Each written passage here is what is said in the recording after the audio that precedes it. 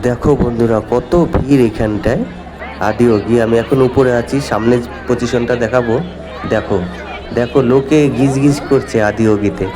দেখো সামনে, এটা আমাদের নন্দী মহারাজ শিব ঠাকুরের সামনেই বসে আছে।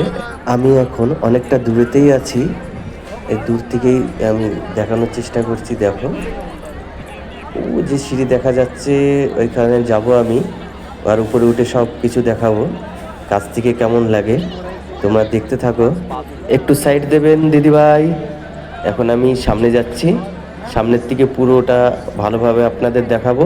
সবাই এখন ফটো তুলতে ব্যস্ত আছে, আর তুলবে নাই কেন? জায়গাটা যে এত সুন্দর, তোমরা না আসলে মানে বুঝতে পারবে না। খুবই খুবই সুন্দর জায়গা। এই যে আমি এখন সিঁড়ি দিয়ে উঠবো, উপরে উঠে পুরো জায়গাটা আমি তোমাদেরকে ঘুরিয়ে দেখাবো। দেখবে কত সুন্দর জায়গা, তোমাদের খুবই খুবই ভালো লাগবে। আর একটুখানি উপরে গেলেই আমি চলে আসবো শিব ঠাকুরের কাছে, আর ওইখান থেকেই তোমাদেরকে পুরো ঘুরিয়ে দেখাবো। চারিদিকে পাহাড় আর পাহাড়, খুবই খুবই সুন্দর জায়গা।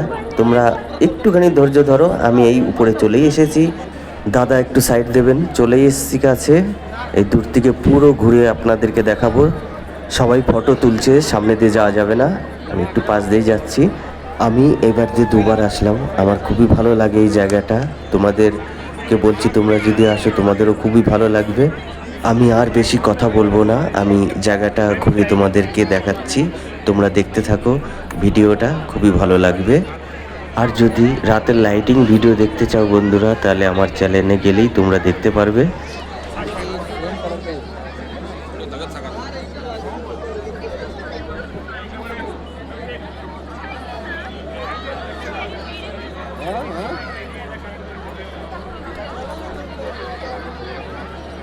সুন্দর, শুধু বাবাকে দেখ, বাবাকে না দেখে তোরা সুন্দর